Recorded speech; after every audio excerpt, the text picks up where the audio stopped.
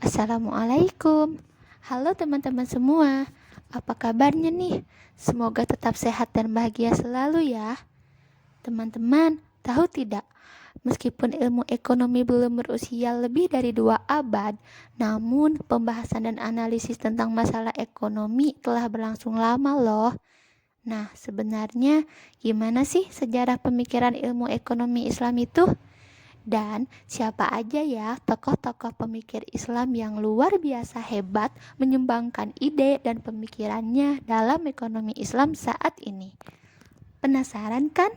Yuk simak video berikut ini. Ilmu ekonomi sebagaimana yang kita kenal saat ini mulai terbentuk di Eropa pada abad ke-18. Namun, analisis ekonomi memiliki garis keturunan yang lebih panjang.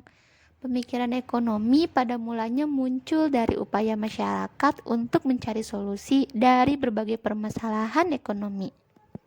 Dengan begitu, ekonomi dipraktikkan jauh sebelum teori ekonomi muncul. Kegiatan ekonomi selalu berpedoman pada pemikiran ekonomi.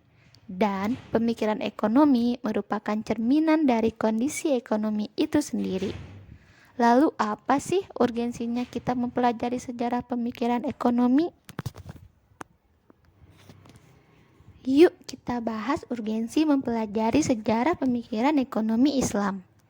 Yang pertama, dapat memberikan sebuah wawasan untuk pengembangan ilmu ekonomi itu sendiri maupun sebagai bagian dari sejarah intelektual dengan cakupan yang lebih luas. Yang kedua, sepanjang sejarah ada banyak pemikiran ekonomi yang cenderung dilupakan. Dengan mempelajari sejarah ekonomi akan membantu para ekonom menemukan kembali berbagai ide dan pemikiran ekonomi yang hebat. Yang ketiga, penelusuran sejarah pemikiran ekonomi juga diperlukan untuk bisa menganalisis problematika ekonomi yang muncul di tengah umat saat ini. Dan yang terakhir, dengan mempelajari sejarah pemikiran ekonomi Islam, maka diharapkan dapat ditemukan kembali berbagai khazanah ilmu pengetahuan Islam, khususnya ekonomi Islam di masa kejayaan dunia Islam. Tahukah kamu, ternyata ada kesenjangan besar atau great gap dalam sejarah pemikiran ekonomi. Sejak awal, penulis sejarah pemikiran ekonomi cenderung mengabaikan kontribusi cendekiawan Muslim. Mereka memulai sejarah ekonomi dengan kisah para filsuf Yunani dan dari pendapat beberapa pendeta Kristen. Kemudian, analisis ekonomi ini melompat ke abad pertengahan ketika Eropa keluar dari kegelapan. Lompatan sejarah ini mengakibatkan adanya jurang yang lebar sekitar 5 abad lamanya. Tepatnya, ini adalah periode ketika masyarakat Muslim memimpin di sebagian besar belahan dunia dengan mendirikan kerajaan yang kuat, menciptakan perekonomian yang maju, dan berkontribusi pada kemajuan budaya dan sains. Pada dasarnya, pemikiran ekonomi Islam berusia sama tuanya dengan Islam itu sendiri.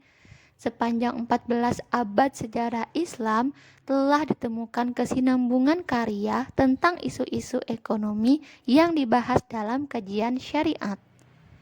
Pemikiran dan tradisi ekonomi yang sejalan dengan nilai-nilai Islam ini telah dijalankan sejak masa Rasulullah SAW dan Khulafa Rasyidin pada sekitar abad ke-7 Masehi.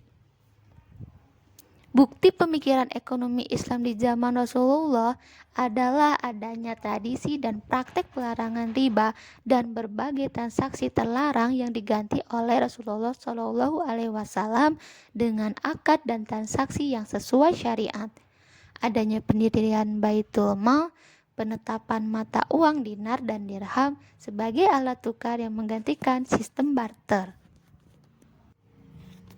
Selanjutnya, kita akan mengupas tentang masa keemasan Islam atau yang disebut dengan Islamic Golden Age.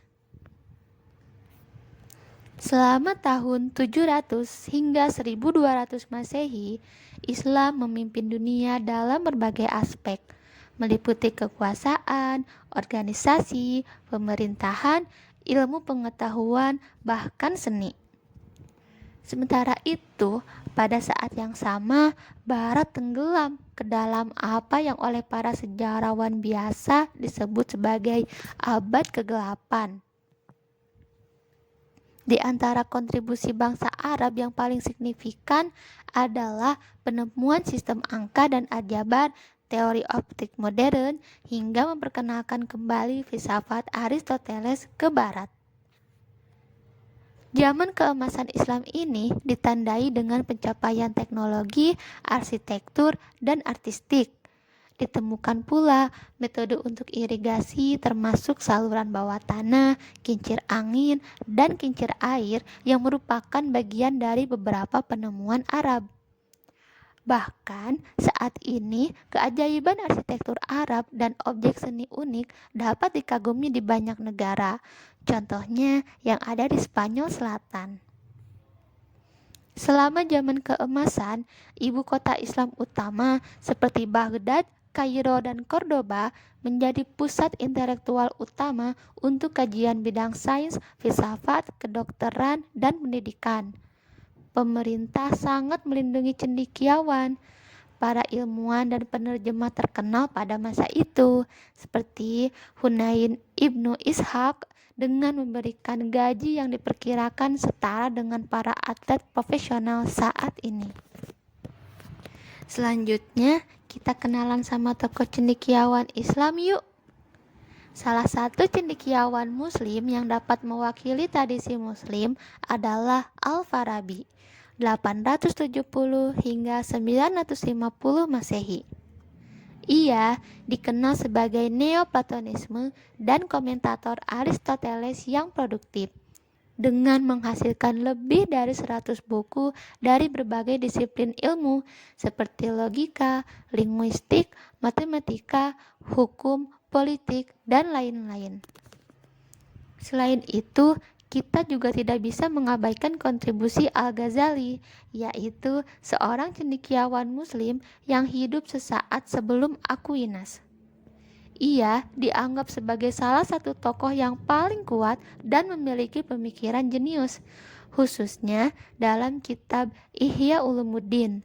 Dan masih banyak lagi cendekiawan Muslim lainnya yang berpengaruh besar terhadap ilmu pengetahuan saat ini loh. Selanjutnya, kita memasuki zaman kegelapan Eropa atau yang dikenal dengan Dark Age. Istilah zaman kegelapan digunakan oleh cendekiawan dan penyair Italia sebagai periode yang menggambarkan kehancuran Eropa, yaitu pada periode abad ke-5 hingga ke-10, yang ditandai dengan runtuhnya kekaisaran Romawi dan seringnya terjadi peperangan serta kemunduran dalam hal pengetahuan dan budaya. Dengan runtuhnya pemerintahan Romawi yang terpusat di barat, maka perdagangan, infrastruktur, ilmu pengetahuan, hingga keamanan menurun drastis. Selama abad-abad Eropa yang kosong, banyak kontribusi cendekiawan Muslim yang memungkinkan untuk mengisi celah tersebut, yaitu melalui perjalanan, terjemahan, tradisi lisan, perdagangan, maupun penyebaran budaya. Baik, telah sampailah kita di penghujung video. Mohon maaf atas segala kekurangan yang terdapat di dalam video. Semoga video ini dapat bermanfaat sebagai edukasi dan menambah pengetahuan kita tentang sejarah pemikiran ekonomi oleh para cendekiawan Muslim yang sering terlupakan. Terima kasih kepada teman-teman semua yang telah menyaksikan video ini. Sampai jumpa di lain kesempatan. Stay safe, stay healthy, and stay happy. Kami pamit undur diri. Wassalamualaikum warahmatullahi wabarakatuh.